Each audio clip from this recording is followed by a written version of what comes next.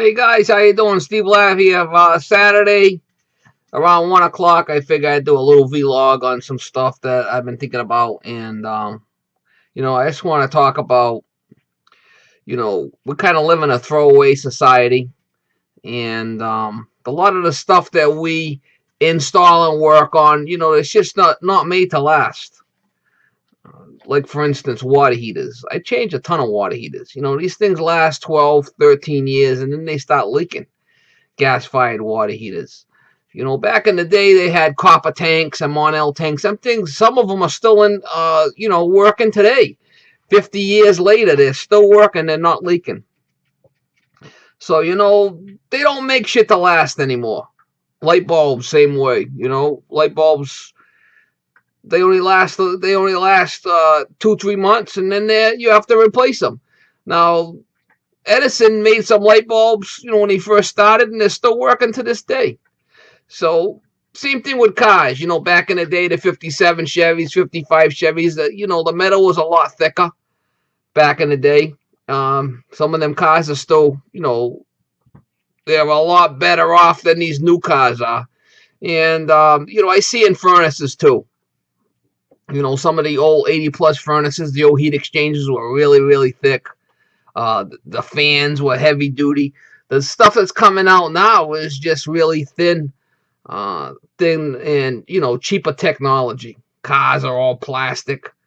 They just don't make things like they used to. A lot of these window units that people call me all the time, do I work on window units? I say no. They're throwaway units.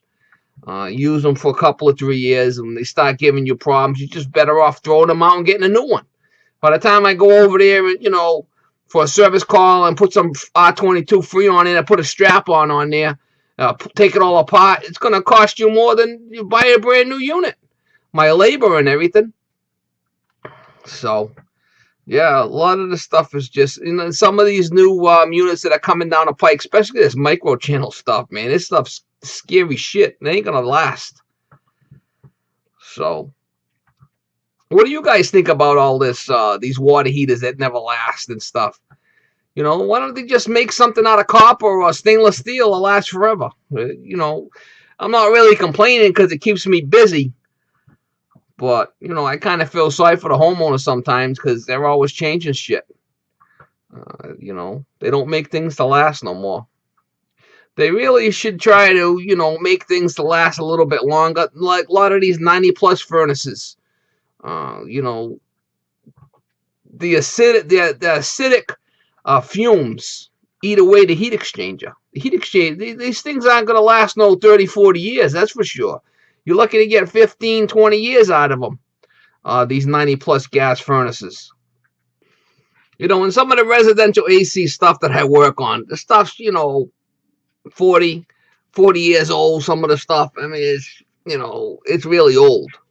And as long as it's still running and stuff, and it's not a big deal. Sometimes, have to add a little bit of Freon. As long as it's not a big amount, and I'm adding half a pound here or something, or, I keep them going for the people.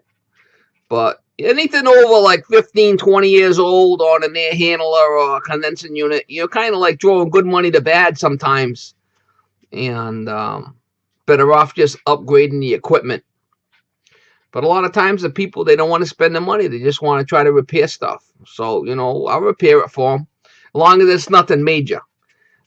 If the thing's like completely out of Freon and it's, 25-year-old unit, I'll firmly try to talk the person into just, upgrading the unit at that time. Because you're throwing good money to bad, especially now with the increased price of 22 and, go and change one unit and, you're better off just upgrading the whole thing. Run a new line set.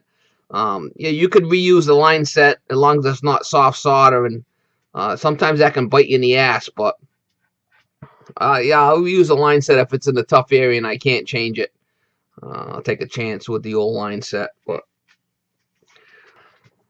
yeah, so July 5th, all the supply houses up my way are closed. So I'm trying not to work today unless there's emergencies. If there's a big emergency or something, and I'll run out and do what I got to do. But I try to put the people off till Monday. It's not really all that hot here. It's probably maybe I don't know, 70, 78, maybe something like that. But summer's here now. We're officially into summer. It's been getting some hot days. And I know the guys down south get a lot hotter weather than I do up my way, but it's all good, you know? It's all good. Summer's here. It's always nice to be in the summertime, but it won't last. Next thing you know, fall will be here and the bloody starting to get cold. Before you know it, I get the 4 seasons up my way, and I kind of look forward to the different seasons. Come fall, you know, everything switches over to oil burners and cleanings and you know, gas boilers and gas furnaces and stuff. I do got quite a few oil furnaces also that I work on, but it's kind of a variety, which you know, I really feel privileged. Like I said in some of my previous videos, that I'd be able to work on a lot of this different equipment, and you know, it's good. It's been a good run for me. You know, I really enjoy my job, and it's been a blessing. You know, I kind of like fell into this type of job. Uh, my father got me into the racket, and it's been a good living to me, you know. Yeah, I wanted to talk about a couple of guys that asked me to do you know, a video on the Pro Press and what I think about it and my thoughts on the whole Pro Press and the different compression type of copper fittings that are out there now. And basically, when I started in the trade, I started in a union shop, and we had a plumbing heating company that I worked for, and they did a lot of, you know, commercial type of work. And when I first started as an apprentice, I started out in a hospital renovation. They had a four floor hospital renovation that they were doing, and they were doing all, you know, medical gas and all cast iron, lead and oakum work and copper work. And uh, when I first started out as an apprentice, my father was a shop foreman, and this guy that he worked for had a, you know, good sized union shop. I don't know, maybe 20 guys working for him at different times, but my father had worked for this guy for a lot of years, and so they basically, you took me in and had a lot of experience, like with copper. This guy was a Jewish guy, and he would take a lot of the stuff out of the hospital, like the old copper pipe and drain pipe. A lot of it was copper, you know, and he would have, like, say you got like 2 inch drain that came down, 1.5 inch drain. He would take the copper fittings, the waste elbows off the copper pipe, clean them, you know, take them, unsweat them, you know, wipe them out, clean them, and get them on the grinder in the shop and grind them up and reuse the stuff. So I got a lot of experience taking apart copper fittings, cleaning them, prepping them, getting them ready to reuse. As an apprentice, I did that. 1 inch and up, you can get right in there and wipe it out. 1 inch elbows, you know, 1.25 inches, 1.5 inches, 2 inch pressure and drain elbows. You know, so I spent a little bit of time as an apprentice doing that, you know, unsweating joints and cleaning them up. And so I had a little experience with that. And in the hospital, you know, we had some 6 inch water lines, 4 inch copper water lines, 6 inch water lines that, you know, what we would do is we would tin the pipe. In other words, you heat the pipe up, put flux on it, tin the pipe and the fitting, then you'd put it together and you would solder it up. So you know, started out as a plumber, so I had a lot of experience with, not so much me as an apprentice, but watching the mechanics do it, the soldering and stuff. So my idea of the Pro Press, when I seen that shit come out, I kind of like just giggled and said, holy shit, you know. Soldering's kind of an art.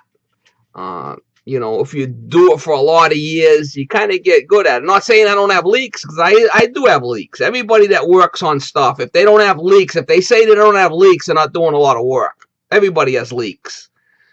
But my idea of the Pro Press, I think that's for people that don't know how to fucking solder. Pretty much. Done. You know, that's my opinion of it. Um, it's okay. The fittings are expensive, and you can't get that Pro Press in a lot of areas. I work on a lot of stuff up inside joists, little 1/2 inch pipe. You can't get the Pro Press on that. But I would never buy that flipping Pro Press.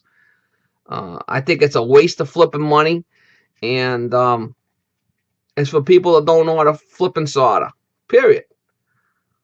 That's my opinion of it. I hope I don't piss on anybody's parade. If I do, just get your umbrella out, put it up. Done deal. That's the way I feel about it. You know what they say about assholes, or opinions, I should say. Everybody's got an opinion. That's the biggest waste of money that came down a pike since marriage counseling. You know? Marriage counseling. What a flipping waste of money that is. If she's going to give you a bunch of shit, you just throw her in the wood chipper and be done with her. You know, there's nothing like a nice solder job. You know, you got all 2-inch, 2.5, 3, 4-inch pipe in a building, and you got someone that knows how to solder properly, and you got the proper stuff, and it's done right. There's nothing like it. You know, it's like an art. Same thing with lead and oakum joints. Okay, started out in a hospital situation where back in the day it was all lead and oakum. You would cork the joint with oakum. You know, the old time plumbers that I worked with, they'd show you how to do it, and then you'd pour the lead. You know, if it's a vertical joint, you'd pour the lead and you cork it with the inside-outside iron. Vertical joints, you got to put a joint runner on it and pour it. That's an art, you know.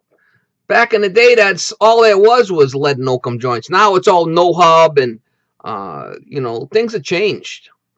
But that's a dying art. You know, I still do the lead and oakum, like on some closet flanges in houses. If there's cast iron, I'll do it. But I still do a lead and oakum joint once in a while if there's a joint there that's leaking, or I got to put in a you know, redo a fitting that's all rotted out. I'll cut it out, and I'll melt out the old lead and do a lead and oakum joint. It's a dying art, you know.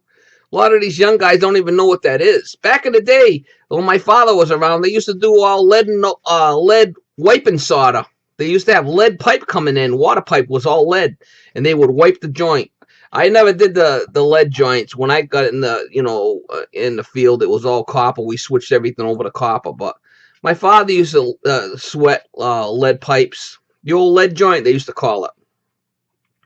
Yep, the old lead wiping solder they had. And he had showed me how to do it a couple of times, but it was I wasn't really interested in it because that's back in his day, not mine.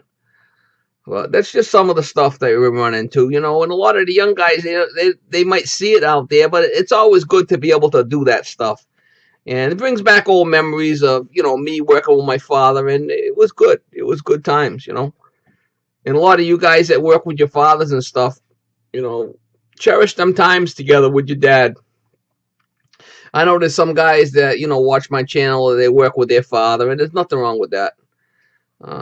You know, your dad can show you a lot of stuff, and you should respect them. You know, respect your dad.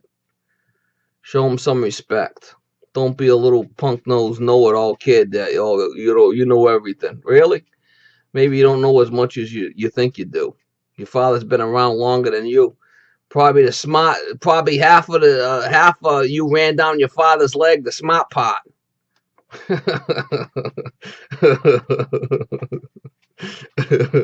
Anyway, guys, hey, thanks for watching my videos, and I don't know, sometimes I like to do the vlogs. It's controversial or whatever, so I'm a jerk. Who knows? Who cares? All right, guys. Thanks for watching my stuff. And leave some comments. Let me know what you think. All right, man. Have a good day.